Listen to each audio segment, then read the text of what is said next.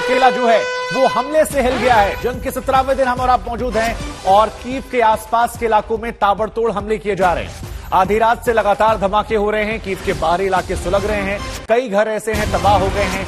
लोग बंकर में जाकर छिपे हैं तो कई लोग ऐसे हैं जिन्हें भागने का मौका मिला तो वो शहर छोड़कर यहां से निकल चुके हैं। आग की लपटें चारों तरफ है। धुएं का गुबार यहां पर उठ रहा है।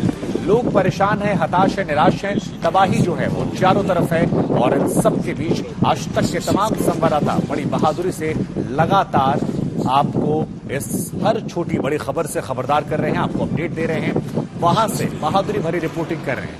तो चाहे कीव की बात कर लीजिए, खार्किव की बात कर लीजिए, मारियोपोल की बात कर लीजिए, सुमी की बात कर लीजिए, अलग अलग शहर, आप बस नाम लेते जाइए। हर एक इलाका इस वक्त बर्बादी पर आंसू बहा रहा है और केवल कीव एक ऐसी जगह है जहां पर शहर के अंदर हमला नहीं हुआ है। हालांकि बाहरी इलाकों की तस्वीरें हम आपको दिखा रहे हैं। देखिए रूसी हमले में कैसे ये घर जलकर खाक हो चुका है। कीव के बाहर का ये इलाका है, कीव की सीमाओं में है और ऐसे में शहर के ठीक बाहर अगर ऐसे घर आग के हवाले कर दिए जा रहे हैं। आज तक पर ये एक्सक्लूसिव तस्वीर हम आपको दिखा रहे हैं तो ये बता रहे हैं कि शहर की बर्बादी भी अब ज्यादा दूर नहीं रह गई है। कभी भी कोई हमला हो सकता है और एक ऐसा हमला जिसमें साझा इतिहास को समेटे हुए कीव शहर बर्बाद हो सकता है, नेस्तनाबूद हो सकता है। कुछ इस तरह से ये तस्वीर देखिए आप। ये तस्वीर जो हम आपको दिखा रहे हैं ये खार्किव की है। वो खार्किव जो कीव के बाद वहां का दूसरा सबसे बड़ा शहर है, लेकिन अब ये शहर अपनी बदहाली के आंसू रो रहा है।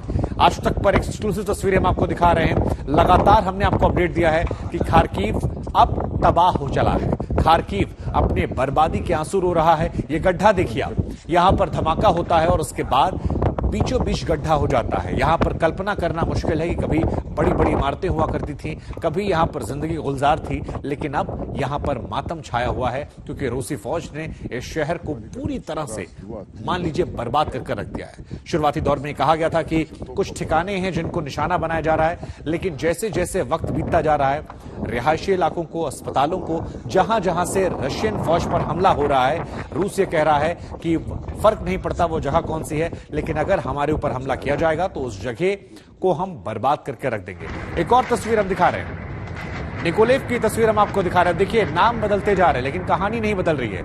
इस जरा शोर को सुनिए आप। इस शोर को सुनने से आप समझ सकते हैं कि यहां की स्थिति क्या है। तो देखिए यहां पर हम आपको दिखाते हैं कैसे ताबड़तोड़ हमले किए जा रहे हैं, एक के बाद एक। यहां पर ये जो फ्लैश की तरह लाइटें जल रही हैं ये दरअसल बम ब्लास्ट की लाइटें, एक के बाद एक धमाके हो रहे हैं, मिसाइलें गिर रही हैं। गौरव हमारे संवाददाता हमारे साथ जुड़ गए हैं। गौरव, दोपहर के 12 बज रहे हैं, हम तमाम तस्वीरें दिखा रहे हैं। तस्वीरों को देखकर दिल दहल जाता है, लेकिन क्या अब जो सबसे महत्वपूर्ण सवाल है, क्या कीव बच पाएगा? क्योंकि ऐसा लग रहा है कि राष्ट्रपति ज़ेलेंस्की की जिद जो है वो शायद कीव पर भारी पड़ जाएगी और उसकी बर्बादी भी खार्किव या निकोलेव या बाकी शहरों की तरह हो जाएगी। ऐसा कम से कम संकेत जरूर मिल रहा है। बीती रात से जबरदस्त हमले हुए हैं राजधानी कीव पर, एक के बाद एक जबरदस्त धमाके, और ऐसे धमाके जिससे जमीन थर्रा जाए। उसके बाद अभी कुछ शांति है। एयर रेड सायरन रुक रुक कर बजते हैं, लेकिन अपनी पोजीशंस पर यहां की सेना पूरी तरह से तैनात है। अंदेशा क्या है कि पहले जबरदस्त एयर रेड सायरन बजते हैं, जबरदस्त एयर अटैक, मिसाइल अटैक होता है और उसके बाद रूस के टैंक आगे बढ़ेंगे। लेकिन जिन इलाकों से रूस के टैंक आगे बढ़ेंगे राजधानी कीव पर आने के लिए, वहां पर उन पर वार हो रहा है। कहां कहां हो रहा है ये?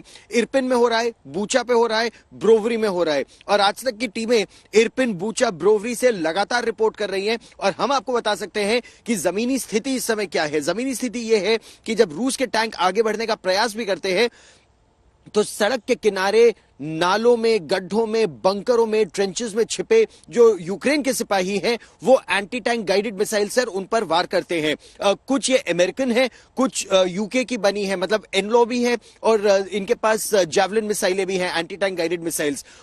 और उसके बाद वो वहां से तितर बितर हो जाते हैं। तो जब पलटवार भी होता है उन इलाकों पर, तब तक यहाँ के सैनिक तितर बितर हो जाते हैं। तो इस तरह से ये ऑपरेशन अभी आगे चल रहे हैं, लेकिन कब तक ये चल पाएंगे? क्योंकि वो जैवलिन मिसाइल और एनलो मिसाइल और जो सर्फेस टू एयर मिसाइल है उनकी संख्या कुछ अब कम होती जा रही है। रूस ने पश्चिम में भी अब बमबारी शुरू कर दी है, तो अगर वहां से नए हथियार नहीं आएंगे तो कब तक कीव टिक पाएगा? ये बड़ा प्रश्न है। बहुत बड़ा सवाल गौरव।